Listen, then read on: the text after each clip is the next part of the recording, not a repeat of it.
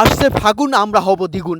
আজ শিক্ষার্থীদের দ্বিতীয় দিনেও পরীক্ষা শেষে সড়কে আবারও অবরুদ্ধ, এক দফা এক দাবি, শিক্ষামন্ত্রীর পদত্যাগ এবং মুখে স্লোগান উই অন জাস্টিস। শেষে শিক্ষার্থীরা আবারও ব্যস্ত আন্দোলনে, আবারও মহাসড়কে এক দফা এক দাবি, 1 2 3 4 মিলন তুই গদি ছাড়। দৃশ্য দেখে মনে হবে যেন 2024-এর সেই জুলাইয়ের আন্দোলনের কথা।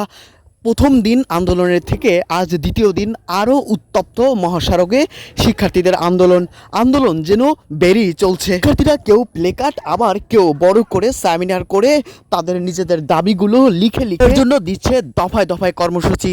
এক পর্যায়ে ছাত্রদের ছাত্রভঙ্গ করার জন্য পুলিশ আসলে পুলিশের সাথেও বাগবিতণ্ডায় জড়িয়ে যেতে দেখা যায়। এক ভিডিওতে দেখা যায় তাদেরকে ফার্মের মুরগির মতো করে এবং 2 পা ধরে রাস্তা থেকে সরিয়ে দেওয়ার চেষ্টা করছে পুলিশ সদস্যরা। শিক্ষার্থীরা সাংবাদিকদের প্রশ্ন উত্তরে জানান, বিএনপি এই শিক্ষা অবস্থা এবং বর্তমান বাংলাদেশকে ধ্বংস করেছে প্রায়।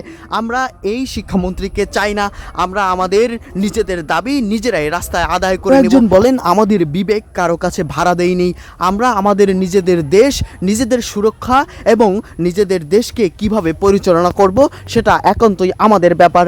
সেখানে যারা ভারতের কথা শুনে আমাদেরকে দমিয়ে রাখতে চায় তাদেরকে আমরা জানিয়ে দিতে চাই, স্মরণ করিয়ে দিতে চাই জুলাইয়ের সেই আন্দোলনের কথা।